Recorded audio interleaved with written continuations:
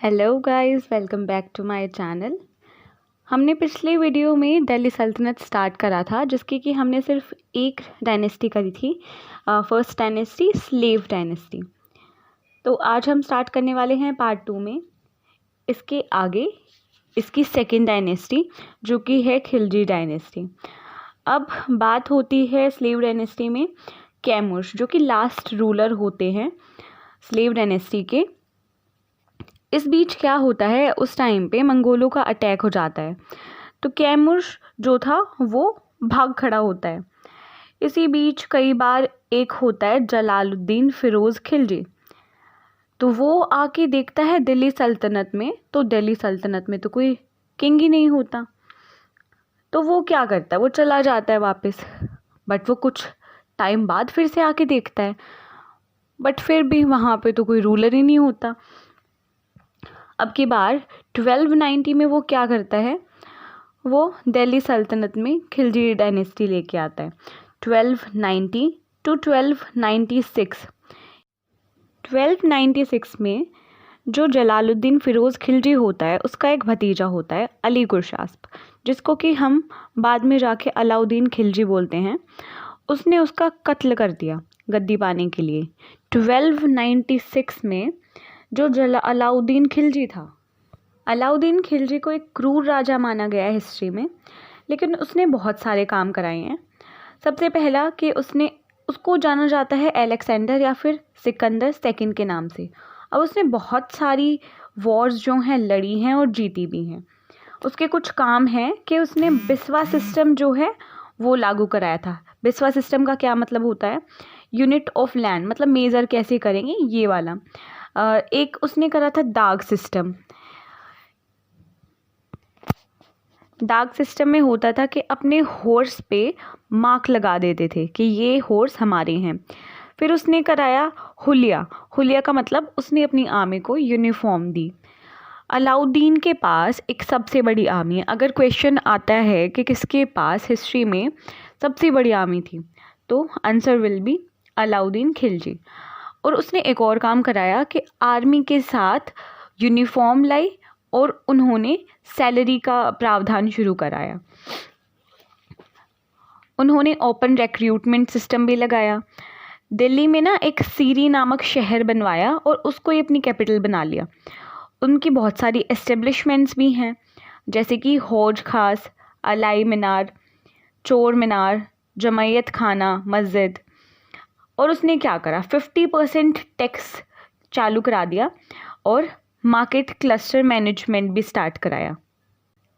लेकिन इसी के टाइम पे होता है मलिक काफूर, जिसको कि अलाउद्दीन खिलजी ने ख़रीदा होता है 1000 दिनारी में, तो इसका नाम भी 1000 दिनारी पड़ जाता है।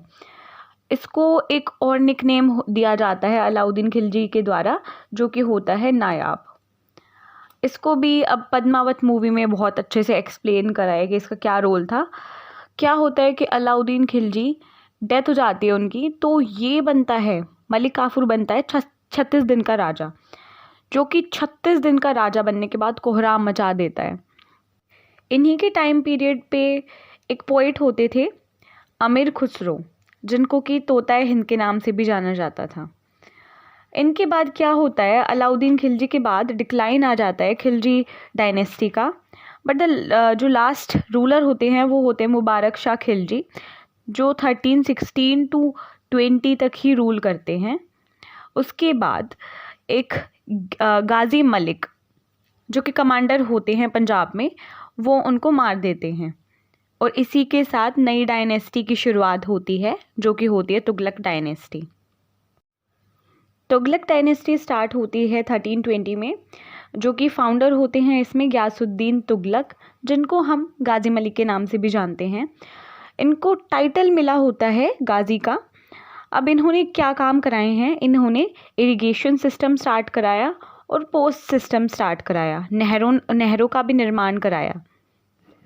1325 में इनके जो सन होते हैं, इनका जो बेटा होता है जोना खां, वो इनका कत्ल कर देता है गद्दी पाने के लिए और अपना नाम भी बदल लेता है। मोहम्मद बिन तुगलक अपना नाम रखता है, जिसको कि इतिहास में पागल राजा का टाइटल दिया गया। मतलब लोगों ने इनको पागल राजा बोला था, इन्होंने काम तो बहुत सारे कराए थे, लेकिन इनको एग्जीक्यूट नहीं करने आता था। जो ये प्लान बनाते थे, एग्जीक्यूशन में ये फेल हो जाते थे कहीं ना कहीं।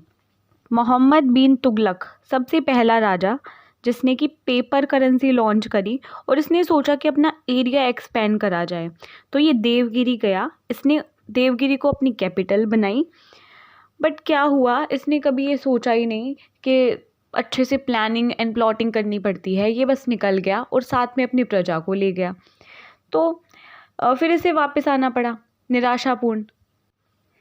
इनके बाद आता है फिरोज़ शाह तुगलक, जिन्होंने जौनपुर की स्थापना की है जोना खां की याद में, जो कि यूपी में है। और इन्होंने क्या बनवाया है, सिराजे हिंद। इन्होंने जजिया को पूरे तरीके से अप्लाई करा।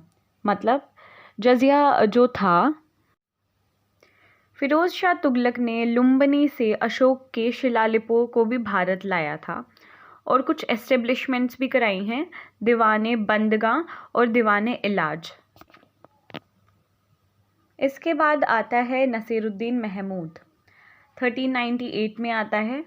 इस टाइम पे भी क्या होता है, अटैक हो जाता है मंगोलों का, तो वो भाग जाता है। इसी के साथ तुगलक डायनेस्टी ख़त्म हो जाती है।